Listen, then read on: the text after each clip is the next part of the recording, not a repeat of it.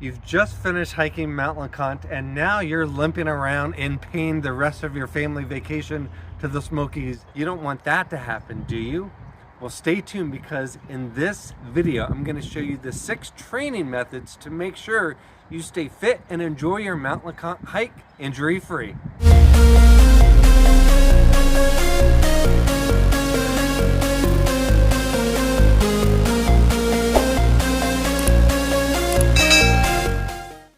Hi, my name is Scott. I'm a hiking guide in the Smoky Mountains, and I get people in shape to hike mountains. So you're on a family vacation to the Smoky Mountains and you've seen the beauty of Mt Leconte in pictures and you've decided to hike it. That's great. I want you to have an enjoyable experience. The problem I see with a lot of people is they don't prepare for this hike. It is a challenging hike. It is a pretty strenuous hike. And the last thing you want to do is to hike this mountain unprepared and to get injured, which would probably ruin the rest of your family vacation. What I hear and read for many people that do this hike unprepared are a couple different things. One, it takes them way longer than they think. They get out of breath, they have to rest a lot more, and it takes maybe the double of the time that they're prepared to actually spend on the mountain. Number 2 is getting injured. The 2 injuries I see the most on Mt Leconte: knee pain going down the mountain. Many people think going down's the easy part and they'll just kind of, breeze down the trail, but it's actually not that easy, and many people have knee pain going down. Number 2 is falls. Many people lose their balance because they're not prepared for the terrain that they're going to be hiking on, and they don't know what to expect. So many people injure their ankles and they lose their balance. So I want you to have fun on Mt Leconte. It's a beautiful hike, as you can see in the pictures, and I want you to stay injury-free. In this video, I'm going to show you the 6 types of exercises that you can do so that you can make it up the mountain and down injury-free and have fun doing so. Before we get started, I want to let you know I've got a free 30-day Sofa to Summit training program. I also have a fitness coaching program to get you in peak shape to hike Mt Leconte. Both links are in the description below. The first thing, as you may have guessed, that we want to work on is leg strength and leg endurance. You're going to be climbing an elevation over 2,700 feet if you do the most popular trail to get up to Mt Leconte, which is the Alum Cave Trail. It's a beautiful trail. I highly recommend it, but you need to get your legs strong for that. So an exercise that I recommend doing for that is a one-legged step up. On the Alum Cave Trail, you're going to be going up an elevation of over 2,700 feet for 5.5 miles. So you've got a lot of climbing to do. We need to get your legs strong. And so exercises like the one-legged step up, which mimic going up a hill, are going to be perfect for that.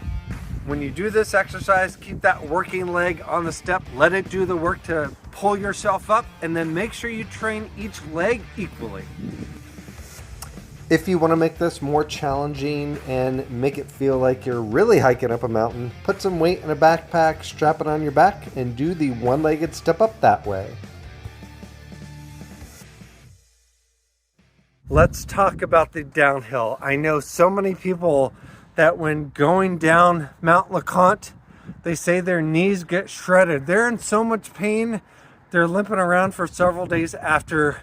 You don't want that, especially during your Smoky Mountain vacation. So what do? I mean, we got to get down the mountain. Again, many people think that's the easiest part. We need to train for it. So one simple exercise you could do, if you're outside, you could do it on a curb. If you're in your home, you could do them on the bottom stair in your home. Is just simply stepping down into a lunge here.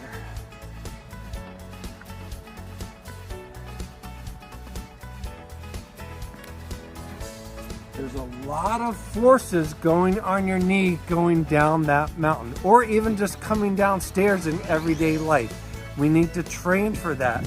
Again, going down into a lunge will help mimic the motion of walking downstairs or walking down a hill. Now, one thing, your knees may already hurt doing those types of downhill movements. You're like, okay, how do I train for it if when I do a downhill lunge or downhill coming downstairs, my knees already hurt? That's where angling your body into a different position may help you. And many times hiking down the steepness of the trail is so steep that if you just do directly straight down, you lose your balance. So it's important to learn how to turn your body. And now you can turn your body and walk down that mountain sideways. That could help protect your knee. So practice your downhill lunge sideways as well. Okay, next we got to think about your core. So think about your core, or your stomach and your lower back, your hips. So we want to make sure those are strong, those muscles are strong and stable while you hike, because again, a lot of people slip and they fall down and probably they don't have a strong core. Everything you do, every step you take, every reach you make, everything you do in life starts from the core. So especially on a hike like this, you're going to be wearing a backpack. And if you don't have a strong core, you might hurt your back during the hike as well. So an exercise that I like to do, just simply down here on the ground, is to hold a plank here. So this is a great beginner exercise to get your core more stable, more strong. If you need to, you can drop to your knees, do it like that. When you're doing this exercise, you want your back nice and straight, so you don't want your hips up too high. You don't want your hips up too low. Keep everything nice, stable, and tight. Let's talk about hip mobility next. A lot of people don't have very flexible or mobile hips. That can actually hurt your knees on a hike. A lot of knee injuries come from the hip issues. So we often don't train hip mobility just in general. So I'm going to show you a simple exercise you could do that'll help you on your hike. So just get any type of thing to step over. I've got my backpack here. Simply going to make an exaggerated step and come over. So I'm going to drive my knee up, swing it out, and then step over, as if I was stepping over like a tall bench here.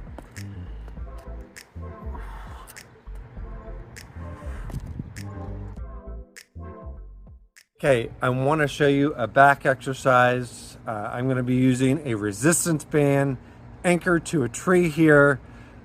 The reason it's important to train your back, again, I'm probably sounding like a broken record. We want to prevent injuries. You're probably going to be carrying a backpack when you're hiking up Mt Leconte. You're probably going to be encountering terrain that you're not used to, roots and rocks. You need a good stable core, a good strong back and rear shoulders. A rowing motion is a great exercise to do this. As you do your rowing motion, just make sure you're squeezing your shoulder blades together, and then you're slowly coming back to the beginning of the movement. You can also anchor the band underneath your feet and work a different part of your back, more of your rear shoulders, and do an upright row as well. That's another great exercise. Okay, we have to talk about your cardiovascular fitness. You're going to be hiking up 5.5 miles. Again, over 2,700 feet in elevation. The top of the mountain is about 6,600 feet. That's a lot. You're going to be breathing hard. You're going to be working hard. We need to work on your cardiovascular fitness so you can actually enjoy the hike and not get as out of breath as a lot of people do. So one of the ways to improve your cardio fitness is to do something we call high intensity interval training. That's where you're alternating short bouts of pretty high intensity work with longer bouts of lower intensity work. Now, if you've completed my free Sofa to Summit 30-day fitness challenge, you're already familiar with high intensity interval training. You can pick lots of different exercises to do. Here I'm showing you the jump rope. This is the exercise that I've picked for my high intensity portion, and I'm going to do this for about 30 seconds.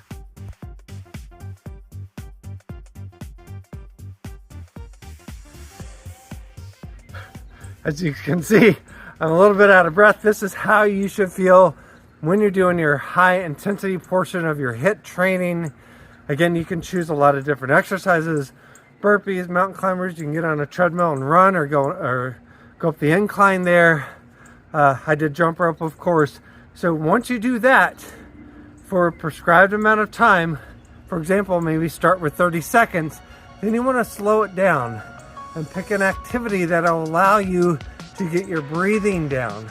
So I'm going to do squats for 60 seconds. You choose what activity you want to do. You can even just walk around and catch your breath. Sometimes that's all you need. Okay, let's talk about balance, because many people lose their balance hiking on Mt Leconte, especially on the downward portion.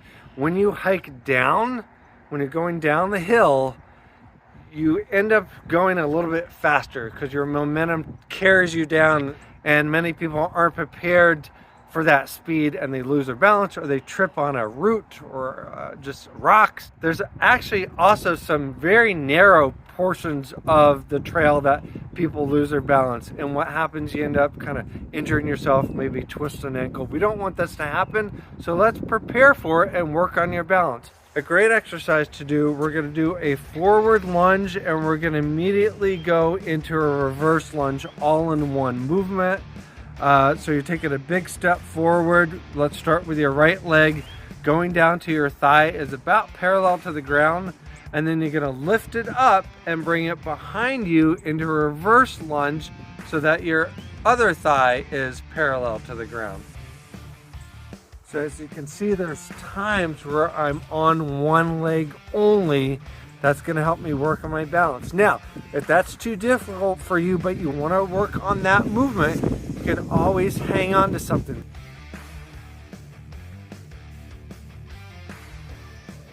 All right, we've done great so far. I've got a bonus training tip for you, and that is find a hiking trail and go out on a hike before you do your Mt Leconte hike. There's nothing like preparing for a more difficult hike than doing a bit of an easier hike, but to practice walking on different terrains, crossing streams, stepping over logs, stepping on or over roots, and going on rocks. We can't mimic that here in a parking lot or a sidewalk or at home. So get out there, do a few hikes to prepare your body so you know what it's like to do an actual hike, and that'll help you enjoy your Mt Leconte beautiful hike even more. Hey, thank you for sticking around and watching this entire video. I hope these exercise and training modalities help you have the best possible hiking experience up your hike to Mt Leconte. It is a beautiful hike. I know you'll enjoy it. If you're serious, do this. Go to my 30-day Sofa to Summit training program. It's absolutely free. The link is in the description below. Go through that. And if you want some personalized coaching to help you get up that mountain, Mt Leconte, I've got a Leconte fitness training program. It's in the link below as well. I would love to have you part of it. Let me know if you have any questions, and I will see you on the hiking trails.